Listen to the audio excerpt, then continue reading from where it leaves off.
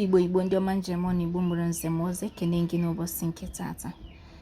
Afọ m trending video na-agagharị both mana Facebook and Instagram ebe fada ọkụ na-elele na ịmago na-emebisi alụsị, mana ọ wụ one thing nchọkụ mmalụ mana tupu m kwuo ya bụ okwu achọrọ m ka ị nene this video. Ọ bụ na o wee ịghọta na this video, biko tinye ya na comment section nene video ahụ.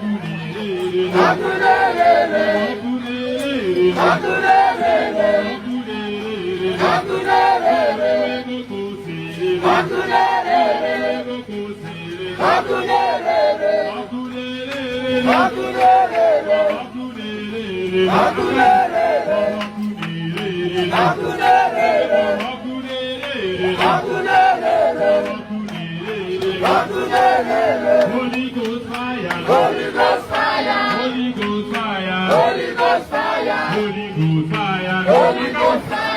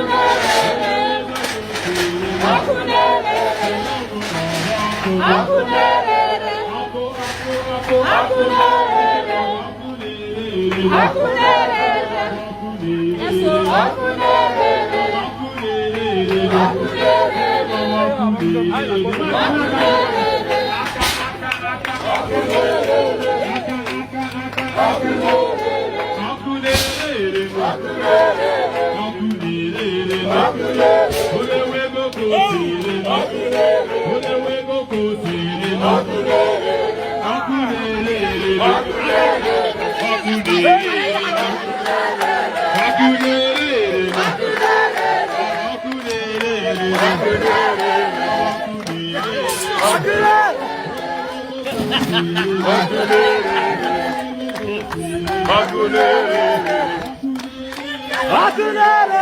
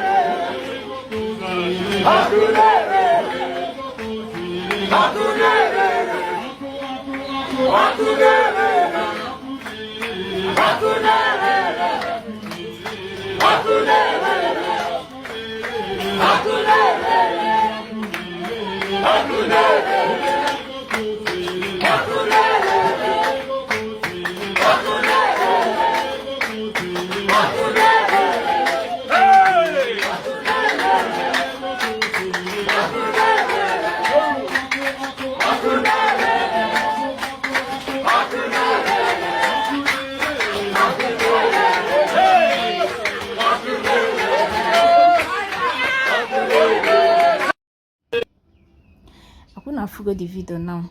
Oh, want num chokun water. Fada oku na-elele abụlọ ama nnọkọta kwachala ụkwụ lapụ ihe ọ na-eme wee gawa be mmadụ ịga destroy ya alụsị ukwu alụsị ọ dịlọ possible. Mana all this alụsị na-afụ ndị fada na ndị pastors na-eje emebi bụ family fe category ihe ahụ ha decide on their own that they don't want this particular thing.